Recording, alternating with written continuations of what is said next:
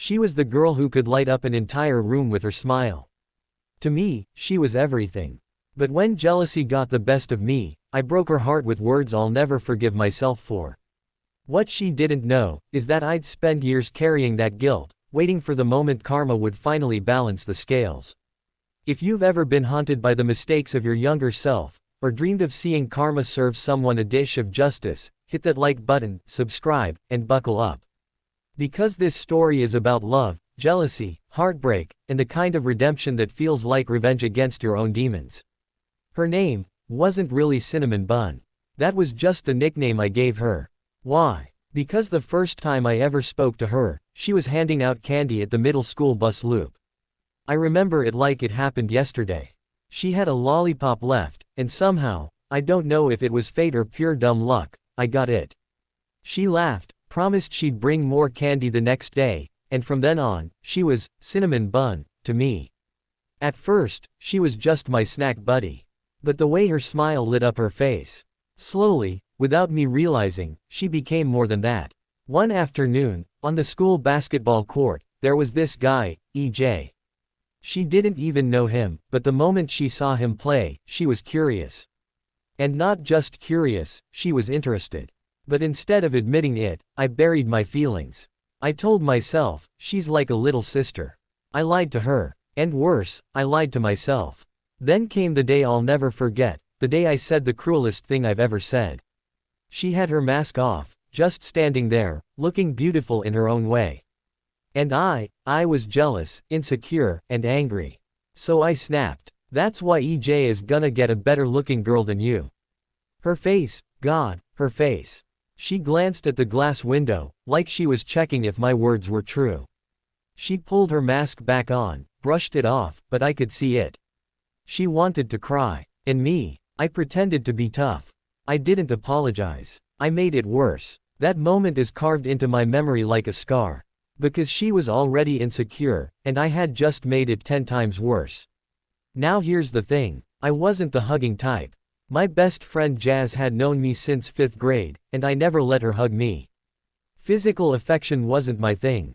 One day, I was walking down the empty hallway on my way to the office, and there she was.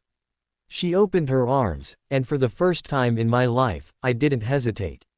I ran into her hug, picked her up, spun her around like something out of a cheesy rom-com.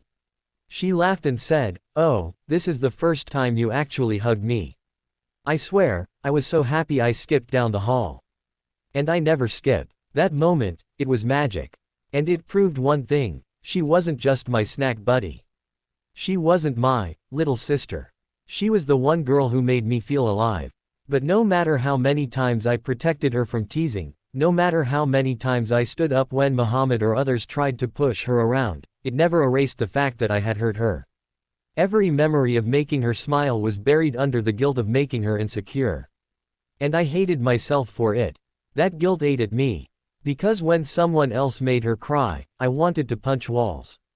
But when I was the one who hurt her, it destroyed me. Most revenge stories are about getting back at someone who wronged you. Mine, it was about getting revenge on my own past self. I decided that if she ever gave me another chance, I'd prove myself. Not with flowers, not with sweet talk, but with action. I'd learn her culture. I'd study Tagalog. I'd dive into Filipino history.